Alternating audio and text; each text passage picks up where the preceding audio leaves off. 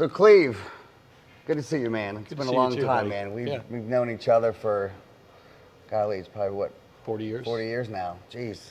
Kind of grew I up don't look playing that bad. No, You, on the other hand, some of us age better than others. I try. So we grew up, we played soccer together, we were kids, kind of did some really cool things. So tell us about kind of your journey from kind of where we were kids, having fun, to opening up. How many nightclubs have you opened up since then? I don't know, maybe 10. 10? Wow. 10, off and on. Restaurants, how many of those would you say? I'd say probably 5 or 6. Cool.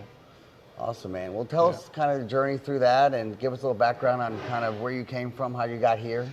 Well, as you just mentioned, we go back to elementary school, middle school days, and growing up in this small community back then was tiny. Yeah. In '81 there was nothing up here besides horse farms and woods, and I think it was like a 2-lane highway with PGA. 95 ended at PGA Boulevard. Right. Wow. There was no more 95 after that, so the extension was added down the road. But I think a lot, looking back, I think the area kind of prepared myself for my future, which is developing good relationships with friends, good relationships with the community, because we were so small, as well as looking back in high school and having a fake ID back then. I was able to get kegs, and I remember having keg parties and charging money. And putting an X on your hand, you got the red cup. Yep. And I said, it's kind of funny that later on in life, I'm at my front door of my nightclub, and I was like 26 years old, owning my own nightclub. Yeah. And I'm there watching people pay at the door, going, nothing's changed. It's all the same. Yeah, that's so, awesome.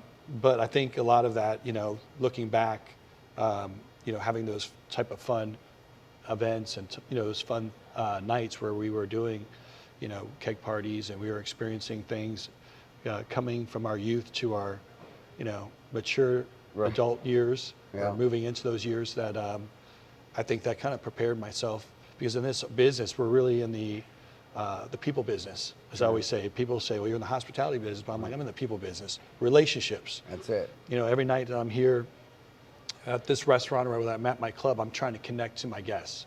And now it's a little bit more difficult, because my guests at my club are younger demographics than they are in my restaurant. Right. So, but it's still, you can connect on a different level. So you want to build that trust relationship.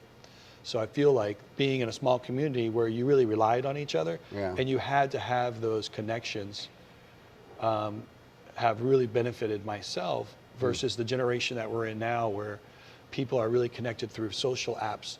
And it's kind of backwards. Text message, You're next to people, and people are text messaging.